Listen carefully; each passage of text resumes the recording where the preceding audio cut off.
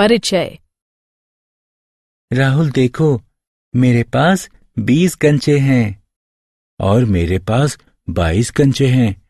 अरे वाह, मेरे पास तो तुमसे ज्यादा कंचे हैं। तुम्हें पता है कि हम अपने आसपास की चीजों को गिन सकते हैं, जैसे सब्जियां, कारें इत्यादि। कुछ चीजें जैसे आसमान में तारों को, हमारे सिर के बालों इत्यादि को गिना नहीं जा सकता। राहुल, गणितीय रूप से तुम पूर्ण संख्याओं के बारे में बातें कर रहे हो। बच्चों, आइए हम इस पाठ में पूर्ण संख्याओं के बारे में विस्तार से अध्ययन करें। उद्देश्य।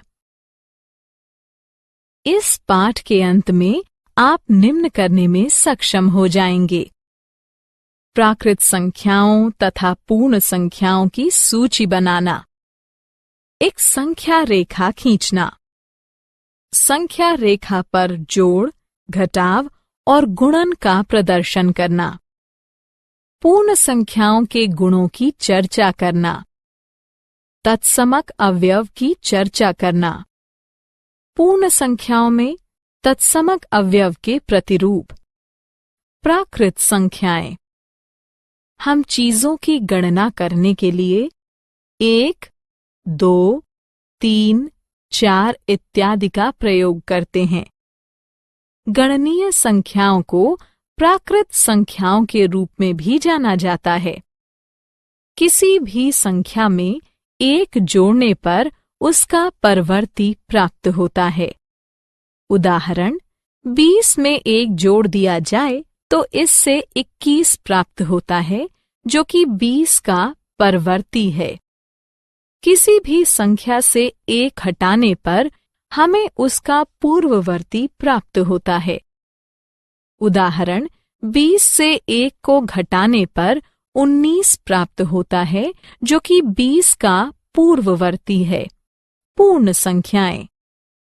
पूर्ण संख्याओं में शून्य एवं सभी प्राकृत संख्याएं शामिल होती हैं। स्मरणीय बिंदु निम्नलिखित हैं।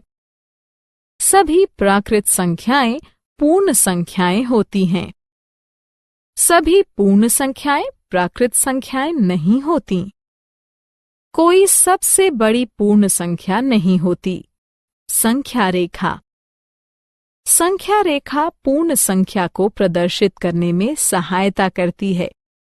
एक संख्या रेखा का निर्माण करने के लिए हम प्रायः एक सरल रेखा खींचते हैं एवं रेखा पर एक बिंदु का चयन करते हैं तथा इसे 0 से अंकित करते हैं। इसे मूल बिंदु कहा जाता है। हम तत्पश्चात एक सुविधाजनक लंबाई का चयन करते हैं एवं दाईं ओर खिसकते हैं। 0 से प्रारंभ रेखा के साथ क्रमिक अंतरालों यानी हिस्सों को चिन्हित करते हैं। हम अगली पूर्ण संख्या के साथ एक नया अंतराल, अंत बिंदु लेबल करते हैं। एक संख्या रेखा पर किन्हीं भी 2 क्रमिक बिंदुओं के बीच की दूरी को मात्रक दूरी कहा जाता है। संख्या रेखा पर 2 पूर्ण संख्याओं में से किसी संख्या से बड़ी संख्या उसके दाईं ओर आती है। संख्या रेखा पर संक्रियाएं। संख्या रेखा पर योग की कल्पना आसानी से की जा सकती है। आइए संख्या रेखा का प्रयोग करते हुए 3 और 4 के योग की कल्पना करते हैं। 4 जमा 3 ज्ञात करने के लिए पहले हम 0 से आरंभ करते हैं, फिर 4 इकाई दाईं ओर खिसकते हैं। अब हमारी स्थिति 4 पर है। फिर 4 से 3 इकाई दाईं ओर खिसकते हैं। अब हमारी स्थिति 7 पर है। इस प्रकार 4 जमा 3 बराबर 7 प्राप्त करते हैं। 2 पूर्ण संख्याओं को घटाने पर जितना घटाना होता है उतना स्थान बाईं ओर खिसकते हैं। मान लीजिए कि 2 पूर्ण संख्याओं का योगफल 11 है एवं 11 में से हम 4 घटा देते हैं।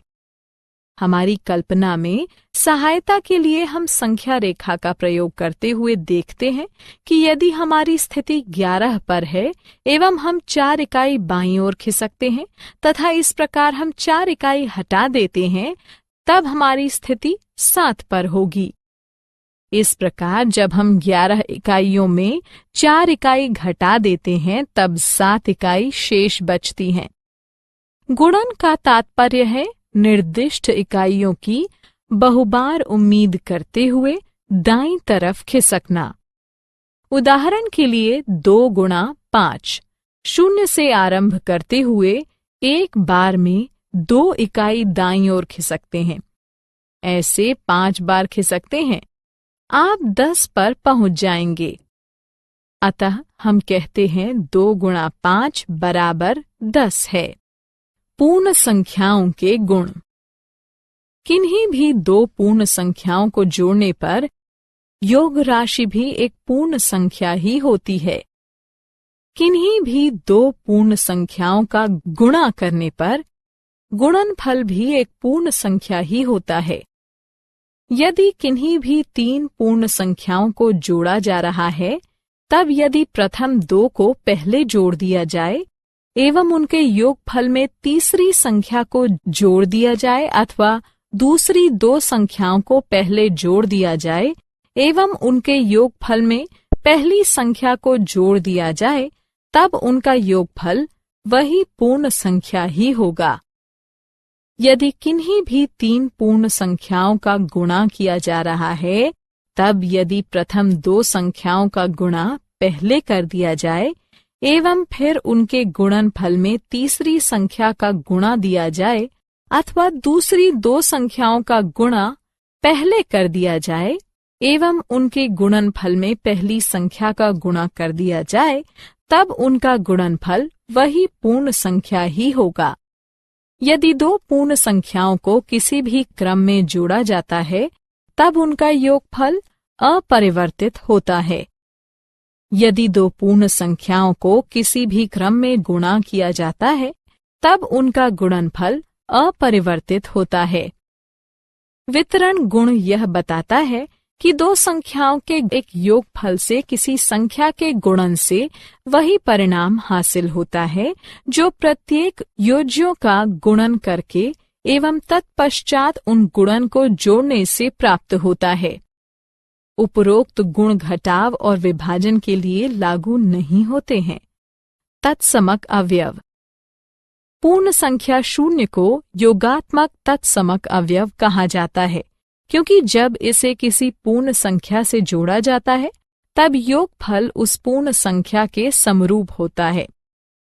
पूर्ण संख्या 1 को गुणात्मक तत्समक अवयव कहा जाता है, क्योंकि जब इसका गुणा किसी पूर्ण संख्या से किया जाता है तब गुणनफल उस पूर्ण संख्या के समरूप होता है। पूर्ण संख्याओं में प्रतिरूप। संख्याओं को डॉट्स के उपयोग से कुछ सरल आकृतियों में व्यवस्थित किया जा सकता है। आकृतियां निम्नलिखित हो सकती हैं। रेखा। प्रत्येक संख्या को एक रेखा के रूप में व्यवस्थित किया जा सकता है। उदाहरण के लिए संख्या 4 और 7 की आकृति देखें। वर्ग। कुछ संख्याओं को वर्ग के रूप में व्यवस्थित किया जा सकता है। उदाहरण के लिए संख्या 4 और 9 की आकृति देखें। आयत। कुछ संख्याओं को आयतों के रूप में व्यवस्थित किया जा सकता है। आयत एक क्षैतिज या ऊर्ध्वाधर आकृति हो सकते हैं। उदाहरण के लिए संख्या 6 और 8 की आकृति देखें। त्रिभुज। कुछ संख्याओं को त्रिभुज के रूप में व्यवस्थित किया जा सकता है। उदाहरण के लिए संख्या 3 और 6 की आकृति देखें। कभी कभी कुछ प्रतिरूपों को पूर्ण संख्याओं में देखा जाता है, जो गणना प्रक्रिया को सरल बनाने में सहायता करते हैं। उदाहरण के लिए निम्नलिखित समीकरणों को देखें।